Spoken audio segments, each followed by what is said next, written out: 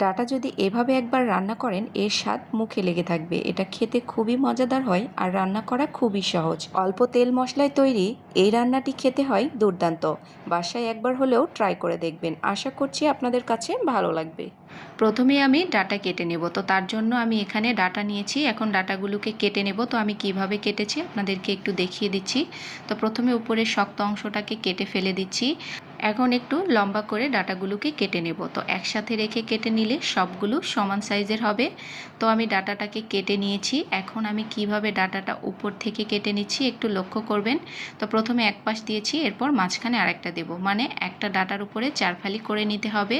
তো এইরকম করে সবগুলো ডাটাকেই কেটে নেব। তো কেটে নেওয়ার পরে পানির মধ্যে এই ডাটাগুলোকে রেখে দিলে কিছুক্ষণের মধ্যেই ডাটাগুলো একদমই দেখতে ফুলের মতো হবে। তো দেখেই বুঝতে পারছেন সবগুলো ডাটা আমি কেটে নিয়েছি। তো এখন আমি রান্নায় চলে যাব। তো প্রথমে চুলার উপরে কিছুটা গরম পানি বসিয়ে নিয়েছি, এর মধ্যে দিয়ে নিচ্ছি সামান্য একটু হলুদের গুঁড়ো। এরপর যে ডাটাগুলো কেটে রেখেছিলাম এখানে দিয়ে নিচ্ছি। তো ডাটাগুলোকে আমি 3 থেকে 4 মিনিটের মতো ঢাকনা দিয়ে একটু ভাপিয়ে নেব, তাহলে এগুলো রান্না করতে খুবই অল্প সময় লাগবে। তো ডাটাগুলো ভাপানো হয়ে গেছে, এগুলোকে পানি ঝরিয়ে উঠিয়ে নেব। ডাটাগুলো ভাপানোর পরে কীরকম সবুজ কালার চলে এসেছে, এরকমভাবে আপনারাও ডাটা বাসায় রান্না করে দেখবেন, খেতে খুবই মজা হয়।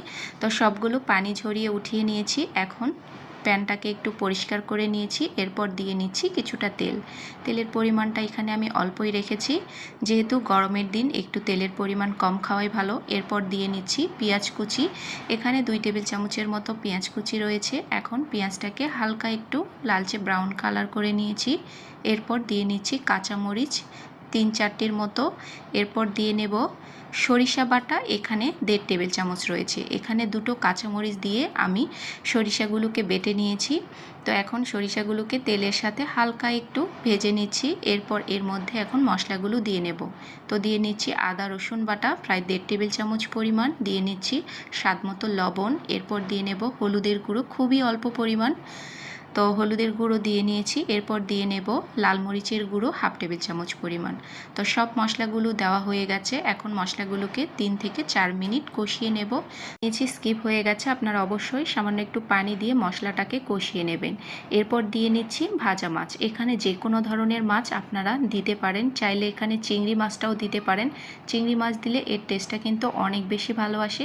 তো আমি আজকে বড় মাছ দিয়েই এই ডাটাগুলো রান্না করব। তো মাছগুলোকে 3-4 মিনিট মশলার সাথে কষিয়ে নিয়েছি। এরপর ভাপানো ডাটাগুলো মাছের সাথে দিয়ে হালকা হাতে একটু নাড়াচাড়া করে নিতে হবে। এরপর দিয়ে নিচ্ছি কিছুটা পানি। আর নাড়াচাড়া করব না, তাহলে ডাটাগুলো ভেঙে যাবে। এই পর্যায়ে ঢাকনা দিয়ে নিচ্ছি। 5 থেকে 7 মিনিট এটাকে রান্না করে নেব হাই হিটে। পানিটা একদমই শুকিয়ে গেছে, এই পর্যায়ে ঢাকনাটা উঠিয়ে নেব। তো দেখুন মজাদার এই রেসিপিটি তৈরি হয়ে গেছে। আপনারা বাসায় এভাবে একবার হলেও তৈরি করে দেখবেন। সাধারণ একটি সবজি দিয়ে দুর্দান্ত স্বাদের এই রেসিপিটি বাসায় আপনারা একবার তৈরি করলে এর স্বাদ মুখে লেগে থাকবে। এই পর্যন্তই, আপনারা ভালো থাকবেন। এরকম নিত্য নতুন রেসিপি পেতে আমার পেজটাকে ফলো দিয়ে রাখবেন। এই পর্যন্তই, সবাই ভালো থাকবেন। আল্লাহ হাফিজ, আসসালামু আলাইকুম।